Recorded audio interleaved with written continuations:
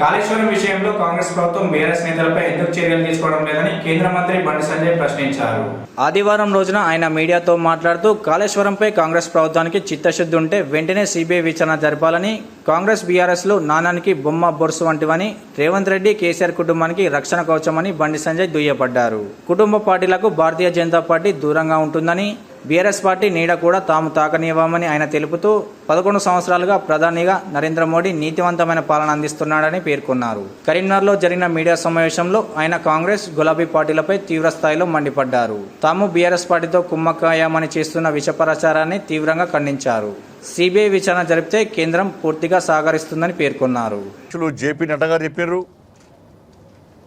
రాష్ట్ర నాయకులు చెప్పారు, 38,000 కోట్లతో పూర్తయ్యే ప్రాజెక్టును 1,20,000 కోట్లకు అంచనాలు పెంచి కేసీఆర్ కుటుంబం డబ్బులు అనుకునే విషయం వాస్తవం. కానీ అలా రేవంత్ రెడ్డి సర్కార్ ఏం చేస్తున్నది?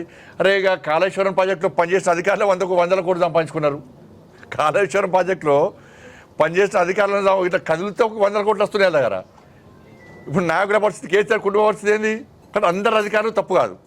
నేను మళ్ళీ రేవంత్ రెడ్డి గారి సర్కార్కి విజ్ఞప్తి చేస్తున్నాను, కాంగ్రెస్ పార్టీ ప్రభుత్వానికి, మీరు దయచేసి అధికారులకే పరిమితం చేయకండి. ఇది అవినీతి. ఒక ఇద్దరు ముందు అధికారం చర్యలు తీసుకుంటాం, అధికారులందరికీ మెమోలు ఇస్తాం, అధికారులందరినీ బదిలీ చేస్తామని కాదు. మీరు రాజకీయ నాయకులను, అప్పుడు అధికార నాయకులను ఏం చేస్తారో చెప్పండి. ఫస్ట్ మీరు స్టాండ్ చెప్పండి. రాజకీయ నాయకులు మీరు స్టాండ్ చెప్పండి. అంటే రాజకీయ నాయకులు, అధికార పార్టీ నాయకులు ఎంత సంపాదించుకోవచ్చు, మేము మాత్రం కేవలం అధికారుల మీద చర్య తీసుకుంటామంటారా? 86 నుంచి 2013 వరకు 30 సంవత్సరాలకు సంబంధించి నికర జలాలు ఎంత ఉంటాయో అంచనా వేసింది. దాని ప్రకారము తుమ్మిడిహట్టి దగ్గర 165 టీఎంసీల నీటి లభ్యత ఉంటుందని చెప్పి అంచనా వేసింది సిడబ్ల్యూసి. ఈ రిపోర్టు మీకు ఇస్తాను. రిపోర్ట్ సిడబ్ల్యూసి రిపోర్ట్ ఏమో నీటి లభ్యత ఉంటుంది అంటే, కేసీఆర్ కుటుంబం ఏమో నీటి లభ్యత లేదు కాబట్టి మేము అంచనా దాన్ని మార్చినామని చెప్పి అంటున్నాం. మరి ఈ రిపోర్ట్ ఎవరు తయారు చేసారు? ఈ రిపోర్ట్ తప్ప. సిడబ్ల్యూసి రిపోర్ట్ పక్కా ఉంది, ఇది మీకు కూడా ఇస్తా. దీనికి జాతీయ హోదా ఇవ్వాలి అన్నారు. జాతీయ హోదా ఇవ్వరాదు, ఇచ్చే అవకాశం లేకుండే. నిజంగా ఇట్లా జాతీయ హోదా ఇస్తే ఇలా బీజేపీ పార్టీ పరిస్థితి ఏంది, ప్రభుత్వ పరిస్థితి ఏంది? అలా దేశం మొత్తం ఏమందరు? అరే కేంద్ర ప్రభుత్వం జాతీయ హోదా ఇచ్చిన ప్రాజెక్టు మొత్తం గులిపికింది అంటారు. ఇజ్జత్ పోతుండే.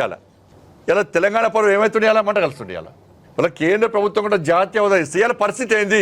సిగ్గు లేకుండా మళ్ళీ ఇంకా అడుగుతున్నారు జాతీయ హోదా వేయాలి. మళ్ళీ కూలిపోయిన ప్రాజెక్టు ఇంకా జాతీయ హోదా వేయాలని మళ్ళీ అడుగుతున్నారు. ఇంకా మొన్న అడిగిరు, మళ్ళా అలా కూలిపోతున్నది. ఇలా జాతీయ హోదా ఇస్తే పరిస్థితి ఏంది? వాళ్ళ ఇయ్యరాదు, ఇచ్చే అవకాశం లేకుండా ఇస్తే పరిస్థితి ఏంది? వాళ్ళ తెలంగాణ పరువు ఏమవుతుండే? అలా మంట కలుస్తుండే. National dam safety authority report ఇచ్చింది. దాన్ని ఏమంటారంటే ఇదట ఎన్డీఏ కమిటీ అట. మరి ఎన్డీఎస్ అనే ఒక రాజ్యాంగబద్ధ సంస్థ. ఈ ఎన్డీఎస్ అని ఎవరు కమిటీ ప్రకటించింది? ఇలా పార్లమెంట్, సాక్షాత్ పార్లమెంట్లో చర్చ జరిగింది కమిటీ గురించి.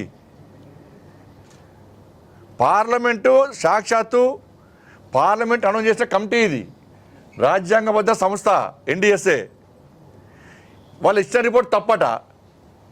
అంటే ఇక కేసీఆర్ తుపాకి రాము టోపీ పెట్టి చేత కట్టబెట్టి ఇదే ప్రాజెక్టు అంటే కరెక్టా? ఎన్డీఎస్ఏలా ఎంతమంది నిపుణులు ఉంటారు,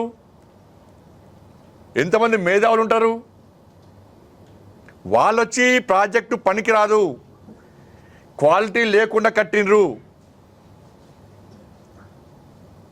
అని చెప్పి వాళ్ళు చెప్తే ఇది ఎన్డీఏ నివేదిక అన్నాడు.